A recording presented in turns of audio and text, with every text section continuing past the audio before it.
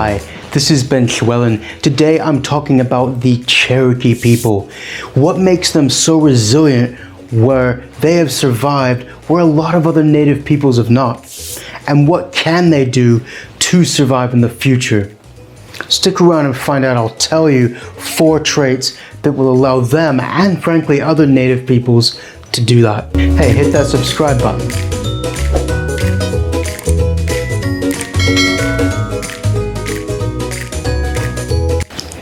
What do I mean by cultural assimilation? I mean a group which is its own culture, comes from its own tribal roots or national roots within a larger culture, losing its identity because of the dominant social mediums mean that you need that culture's identity in order to carry forward. A lot of peoples lose their identity over time. For instance, the Italian and Polish American communities, for all intents and purposes, have lost their identity as being distinct from the Anglo-American culture. And this is a loss. The Cherokee are no different, except that they still have their identity, and they are struggling, fighting in many cases, to keep it. There are 4 primary ways in which a culture can prevent itself from being assimilated into a larger culture. And what's unique about the Cherokee people and the Cherokee Nation is that they possess all 4 of these traits. They may not be very noticeable or pronounced, but if they develop them, they can prevent their culture from being assimilated into American culture before the end of the First American Republic. We don't know how long the First American Republic will last, but so far as it does, the Cherokee people need to find a way to prevent their culture from being absorbed and their identity vanishing. Before I go into those 4 traits, I want to show you how the Cherokee were quite different already and their history. The word for Cherokee actually comes from a Creek word, meaning people who speak another language. So right away, we know that even the Native Americans consider the Cherokee a different group to them. So we're not just looking at Native Americans here. Cherokee amongst Native Americans are a distinct group with a pronounced identity that's different from Native American itself. But let's look at the history of the Cherokee people first. Cherokee history begins very far away from their current homelands. They were part of the Iroquois peoples, speaking the languages or a language similar to what would be spoken by the Seneca, the Cayuga, or the Mohicans. And they moved south probably about 1500 years ago and breaking apart, forming their own language, and they gradually moved south down through Appalachia. By about 1,000 years ago, we know for sure they were in the present area somewhere around the region of present-day North Carolina, parts of Virginia, and they did begin to move further into Georgia and Alabama and South Carolina a bit later on. And they built mound cities by around the year 1000 AD. The Ohio River and Mississippi River mound cultures were reaching the southeastern part of the United States. They established what were called red cities and white cities for war and peace. They had 2 chiefs, one for war and peace, and their whole society was based on this alternation between these 2. But that did not come immediately. They had a priestly caste. The Anukitani had ruled with absolute power at some point in Cherokee history. And a couple to 300 years before contact with Europeans, the Cherokee led an armed uprising against this caste and killed about 300 of them, forcing Cherokee society in many ways to renew. We don't know exactly how, but what we do know is that when the Europeans came into contact with them in the late 1500s, Spanish explorers first reached them, that Cherokee society was redeveloping in a way that local tribes around them were not, because they had actually gone through a revolution within Cherokee society when they killed those priests. The Spanish tried to establish forts in Cherokee lands. The Cherokee didn't like that very much, and they kicked them out. Well, they killed all the Spanish except one in one of the forts, and that was the end of the Spanish in their lands. But it wasn't very long before others came back, the British, and they went to war with the foes of the Cherokee at the time, the Shawnee, and so the Cherokee aligned with King George of England, and this gave them a buffer with which to develop their culture, and they developed a city. They developed kind of a confederation of towns extending out of this, and they really began to expand their power over other tribes in the area. But as the United States formed, this really began to change, and they began to lose land very rapidly. But not before this guy came along, Sequoyah, who developed the Cherokee syllabary. And what I mean by that is the Cherokee alphabet. Each letter represents a sound. Within 10 years, from 1820 or so, the majority of the Cherokee Nation could read in their own language, which is a remarkable feat. Sequoyah developed this alphabet or syllabary for the Didonfuiski, this word.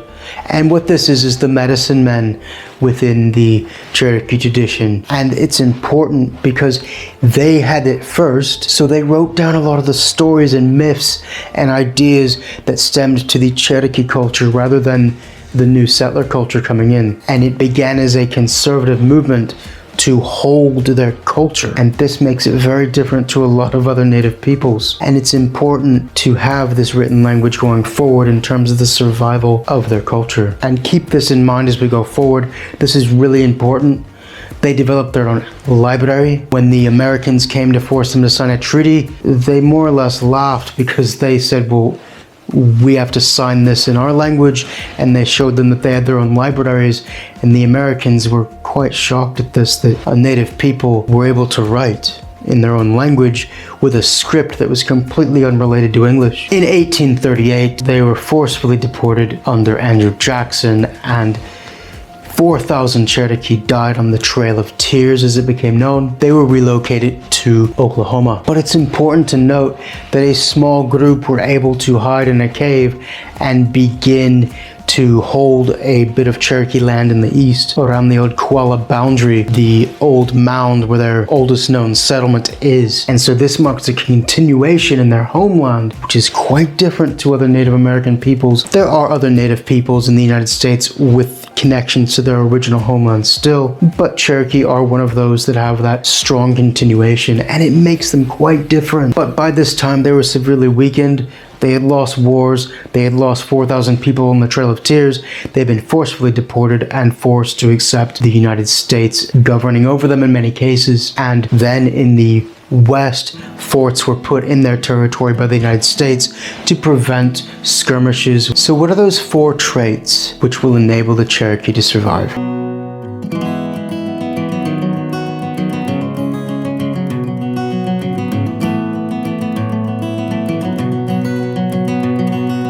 The first trait to ensure cultural survival and resist assimilation is to have a cultural aesthetic or multiple cultural aesthetics. What do I mean by this? Well, look at the Scottish people. They have the kilt and they have the bagpipe.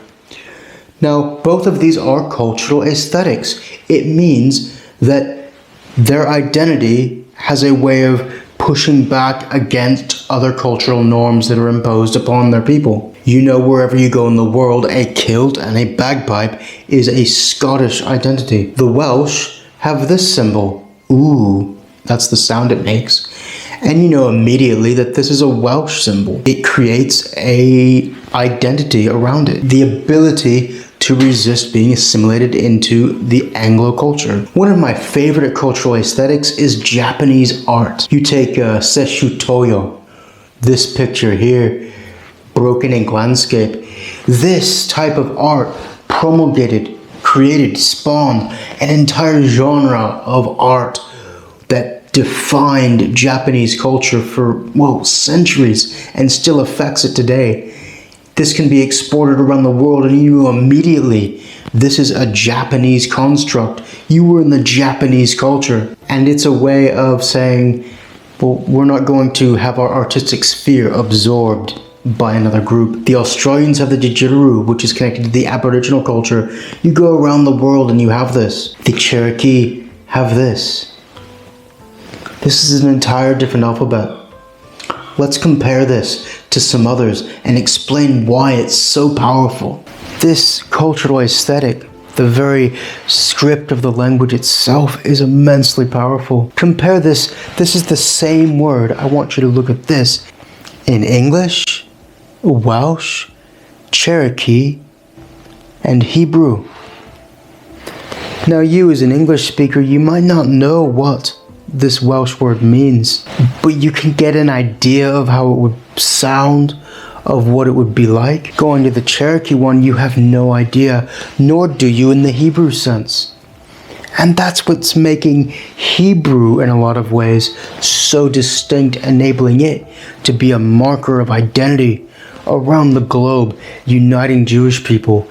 The Cherokee language script can do the same thing. That's not to say the Welsh isn't distinct. It is. It has a unifying power and a cultural effect as well. But when you are utterly surrounded on all sides by the Anglosphere, it is so important that you have something as distinctive as this script. It is a very powerful tool that you can adorn objects with to express connection with the Cherokee Nation. It is one of the most unique things that you can give to the world, and it's that unique quality, individuality of your culture not being absorbed by the collective Anglophone world, which will give power to this script as a cultural aesthetic with which to withstand cultural assimilation. It is as unique as Korean, Armenian, Hebrew, as I said. It expresses that you are within a world completely apart and that you need this culture to understand it. And so it makes that culture relevant and it makes it necessary to survive.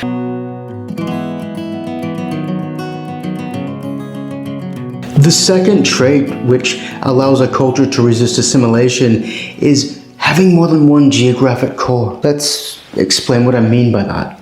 The Anglophile culture, if it loses the United States, Australia, England, and New Zealand, it's still going to carry on. If the Germans lose all of Germany, their culture is still going to endure because Austria speaks their language, as well as other bits like Switzerland. And the Cherokee actually have two pieces of land, although very small. And this means that you have two hearts. Having this small area of North Carolina with just 13,000 people may not seem very important, but if for some freak reason they lose the Oklahoma part of the Cherokee Nation, they will still survive. And that's very important because it gives you reference points. And also, historically, it shows that cultures with more than one geographic core fare better against external threats. Let me give you two examples in history. Having more than one geographic center of power has helped several peoples survive in history, or survive longer, enabling their culture to grow long enough to not be assimilated when they finally were conquered. And this is exactly what the Cherokee have done in a way by having two centers of power. Let me give you the example here. The Welsh, they had several different kingdoms.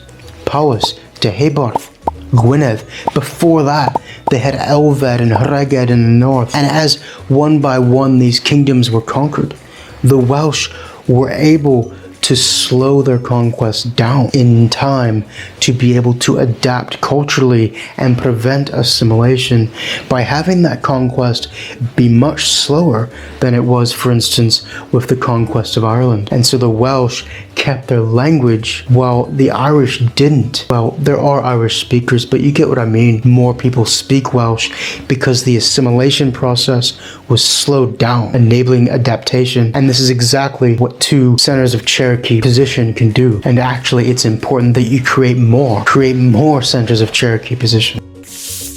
The other example I want to show you is Israel. Now this is almost prehistoric, kind of biblical age, but you have the kingdom of Israel and the kingdom of Judah. The Assyrian Empire took the northern chunk and exported or forcefully deported people to Assyria. The southern bit, the kingdom of Judah, survived a bit longer, a couple centuries, but this enabled Judaism to solidify and ferment its own growth strong enough to survive later conquests. And it's important that it had these two centers of political power first in order to withstand losing a bit of it. And so the Cherokee have two positions. Most native peoples in the United States just have one. And that's one of the 4 traits that you need to survive long term as a people. You need these two centers of social and cultural power.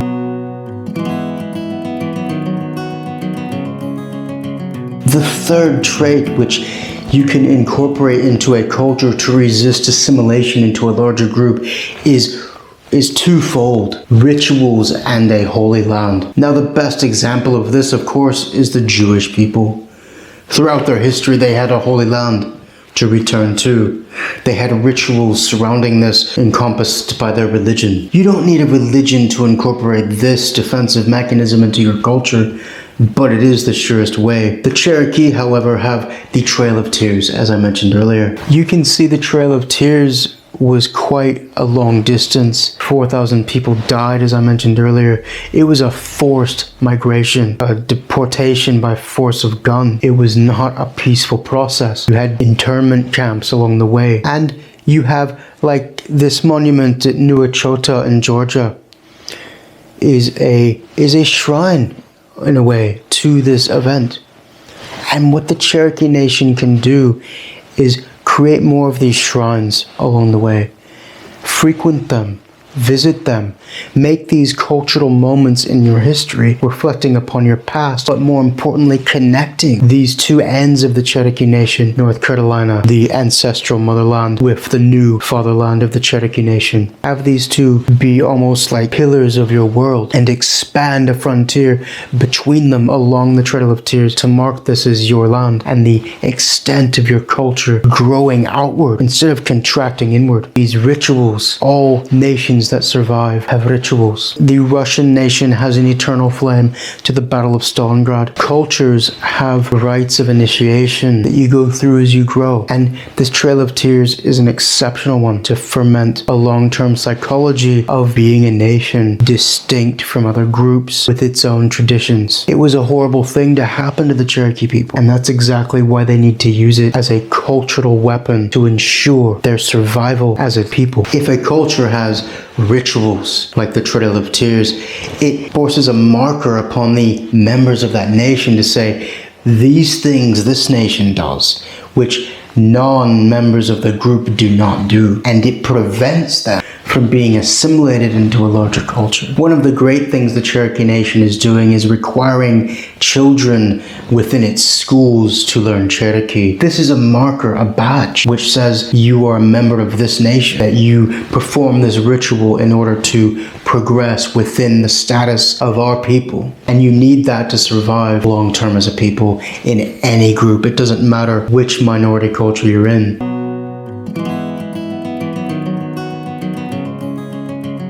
Languages are not just languages word for word. They are the entire medium, the basket of a civilization with all its echoes carried inside. You can't reach into unless you speak it and hear it and see it in your mind. Having a language is something that is beyond rich. It is the essence of being a nation. Having another language, of course, is an obvious trait that will help you resist assimilation. Now, I've touched on the language a couple times in terms of aesthetic and in terms of being a marker which can be induced in education as a ritual.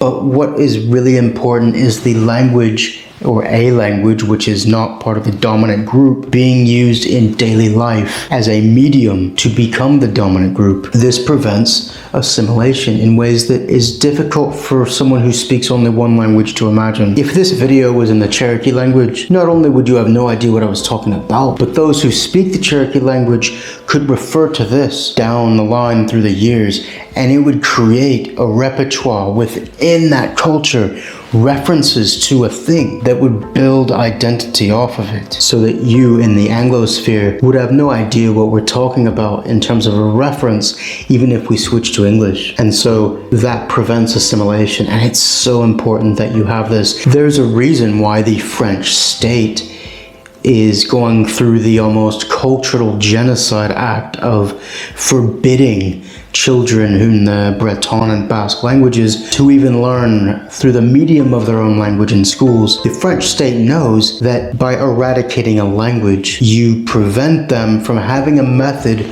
to resist assimilation. Yes, that is killing a culture. But if you find a way to pass on your language, there is no way to kill that culture. The Cherokee language is an extremely powerful tool. And as we mentioned before, this language was already different among Native American groups. The Cherokee language obviously came from an Iroquois branch far to the north, and so being surrounded by Algonquin and other type languages, it was already different. And that enabled them and forced them to adapt and become an expansive culture. If your culture and the language you speak is different to all that surrounds you, it forces you to adapt and conceive new ideas in order for your social group and your culture to survive. And what's needed most of all in all of these traits that they share, these 4 traits that I've discussed, is the ability for a social group to adapt to change within the larger group, assimilating it in order to not be assimilated. I hope you have enjoyed this video, and if you have any questions about cultural groups or the Cherokee specifically, I would be happy to talk with you about that in the comments below. And hey, leave me a like. Diolch yn fawr am wylio. Thank you very much for watching. We'll see you in the next episode.